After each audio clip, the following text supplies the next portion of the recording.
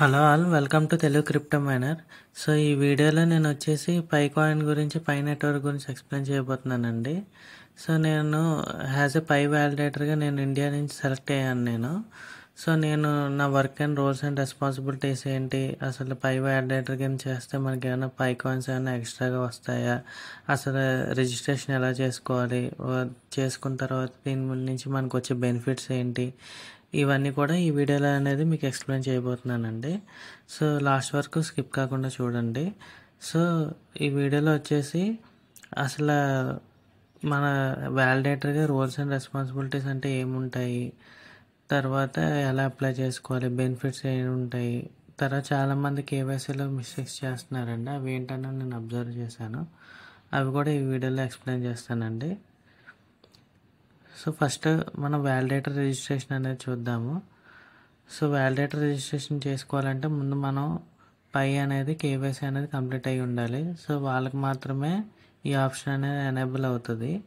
ఇది మీరు పై కేవైసీలోకి వెళ్ళిన తర్వాత మీ కేవైసీ కంప్లీట్ అయిన తర్వాత కిందన బికమ్ వ్యాలిడేటర్ అని చెప్పేసి ఆప్షన్ వస్తుందండి ఎనేబుల్ అయ్యి.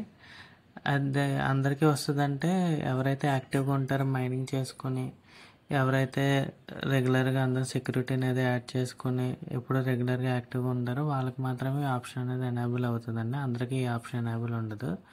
సో మీరు చెక్ చేసుకోవచ్చు. వన్స్ ఎనేబుల్ ఉంటే మీరు చిన్న ఎగ్జామ్ అనేది ఉంటుందండి, మల్టిపుల్ చాయిస్ క్వశ్చన్స్. అది కంప్లీట్ అయిన తర్వాత మీకు ఎలిజిబిలిటీ అనేది వచ్చిందండి. ఎలిజిబిలిటీ వచ్చిన తర్వాత మీకు ఏదైతే నేను స్క్రీన్ చూపిస్తున్నానో ఆ స్క్రీన్ అనేది మీరు పాస్డ్ అని చెప్పేసి మీకు బికమ్ ఏ వ్యాలిడేటర్ అని చెప్పేసి మీకు గ్రీన్ కలర్లో హైలైట్ అవి మీకు లాగిన్ అని చెప్పేసి అడుగుతుందండి, సైన్ ఇన్ అని చెప్పేసి. సో వన్స్ అది వెళ్ళిన తర్వాత మీకు స్టార్ట్ వ్యాలిడేటింగ్ అని చెప్పేసి మీకు ఇలాగ వస్తుంది, స్క్రీన్ వస్తుంది. ఇందులో వచ్చేసి మీకు ఏంటంటే ఎంతమందిని మీరు ఇప్పటివరకు వెరిఫై చేశారు, సక్సెస్ఫుల్గా వ్యాలిడేషన్స్ చేశారు, పెండింగ్ ఏమైనా ఉన్నాయో పెండింగ్, తర్వాత టోటల్ వ్యాలిడేషన్స్ మొత్తం ఇప్పటివరకు ఎన్ని చేశారు అవన్నీ కూడా మీకు ఇక్కడ మీకు కనిపిస్తుందండి, మీకు స్క్రీన్ మీద చూడొచ్చు. ఇందులో ఏంటంటే యాక్యురసీ అనేది చాలా ఇంపార్టెంట్ అండి. మనం కరెక్ట్గా వెరిఫై చేయాలి, లేకపోతే మనకి యాక్యురసీ అనేది తగ్గిపోతుంది. యాక్యురసీ తగ్గిపోతే మనకి అప్లికేషన్స్ అనేవి కూడా తగ్గిపోతాయి అన్నమాట. దీని ద్వారా ఏంటంటే మనం పై కాయిన్స్ అనేది ఎర్న్ చేసుకోవచ్చు. అదేంటనేది మీకు ఎంత వస్తాయి ఏంటనేది మీకు లాస్ట్లో చెప్తాను మీకు. సో ఇందులో మనకి మెయిన్గా రోల్స్ అండ్ రెస్పాన్సిబిలిటీస్ ఏముంటాయంటే,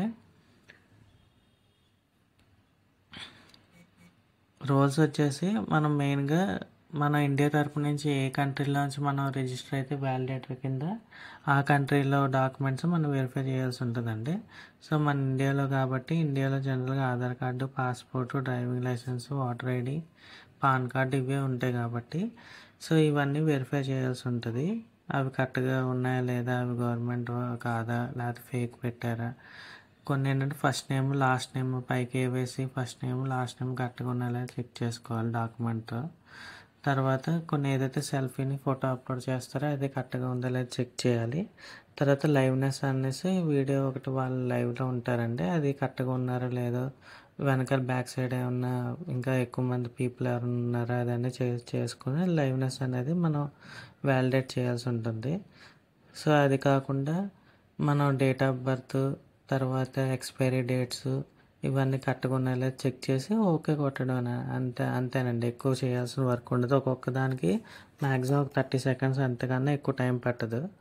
సో అలా ఇన్ని అప్లికేషన్స్ చేసుకుంటే అంత మంచిదండి. నేను ఇప్పటివరకు అయితే నేను 800+ అప్లికేషన్స్ అయితే చేశాను, మీరు స్క్రీన్ మీద చూడొచ్చు. నెక్స్ట్ వచ్చేసి అసలు అవన్నీ చేసిన తర్వాత నెక్స్ట్ మన రెస్పాన్సిబిలిటీస్ ఏముంటాయి అనేది మీకు చూపిస్తానండి. సో రెస్పాన్సిబిలిటీస్ వచ్చేసరికి మనం ఎక్కడ కూడా దీన్ని మనం షేర్ చేయడం కానీ, ఇవి డౌన్లోడ్ చేసుకోవడం కానీ ఇలాంటివి చేయకూడదు. చేస్తే మనకి ఇప్పటివరకు మనం ఎర్న్ చేసుకున్న పై కాయిన్స్ అన్నీ కూడా లాస్ట్ అయిపోతాయండి, తీసేసుకుంటారు. మనం ఇది వ్యాలిడేటర్గా కూడా ఇన్ఎలిజిబుల్ అయ్యి మన అకౌంట్ అనేది క్లోజ్ అయిపోయే ఛాన్సెస్ కూడా ఉంటాయి. సో ఎప్పుడు కూడా మీరు ఏమైనా డౌట్ వచ్చినా లేకపోతే వాట్సాప్ షేర్ చేయడం కానీ, లేకపోతే ఏదైనా ఇమేజ్ బాగుందని డౌన్లోడ్ చేయడం కానీ అలాంటివి కానీ ఎప్పుడు చేయకండి వ్యాలిడేటర్గా చేస్తున్నప్పుడు.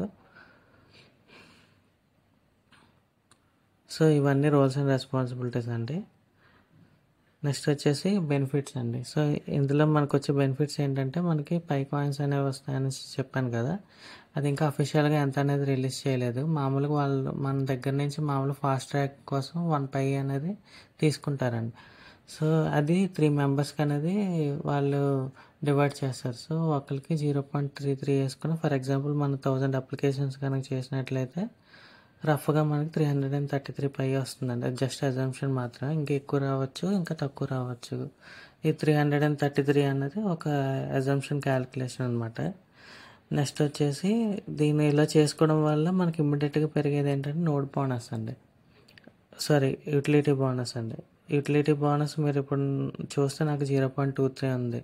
ఇది నేను అప్లికేషన్‌లోకెళ్ళి నేను ఇది చేయడం వల్ల నాకు ఈ యుటిలిటీ బోనస్ అనేది పెరిగిందండి. దానివల్ల ఓవరాల్ మైనింగ్ రేట్ అనేది కూడా ఇంక్రీజ్ అయింది. నోడ్ బోనస్ గురించి మీకు నెక్స్ట్ వీడియోలో ఎక్స్‌ప్లెయిన్ చేస్తానండి. నోడ్ బోనస్ ఎలా ఇంక్రీజ్ చేసుకోవాలి, ఎలాగ ఏంటనేది మీకు క్లియర్‌గా నెక్స్ట్ వీడియోలో ఎక్స్‌ప్లెయిన్ చేస్తాను. సో, ఇది చేయడం వల్ల ఇప్పుడు ప్రెజెంట్ అయితే ఈ పై కాయిన్స్ అనేది ఇంకా రిలీజ్ చేయలేదండి ఇంకా.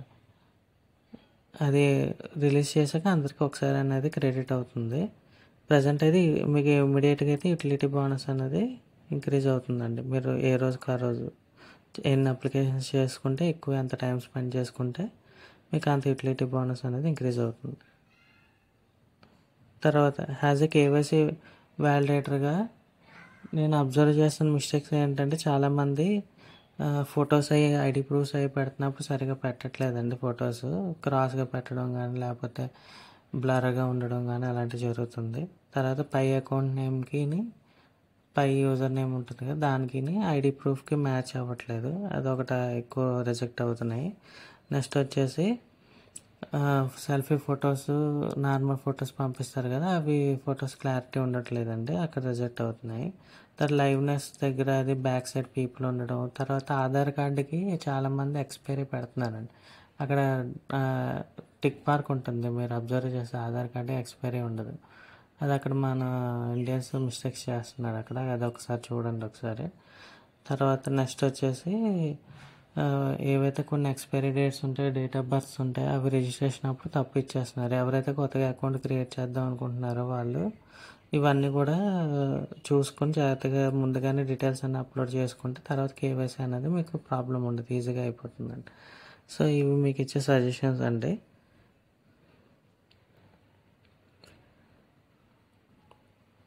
సో, ఓవరాల్‌గా ఈ వీడియో గురించి సో, ఎవరైతే మైనింగ్ చేసుకుంటున్నారో ఇప్పటివరకు అలా మైనింగ్ కంటిన్యూ చేయండి.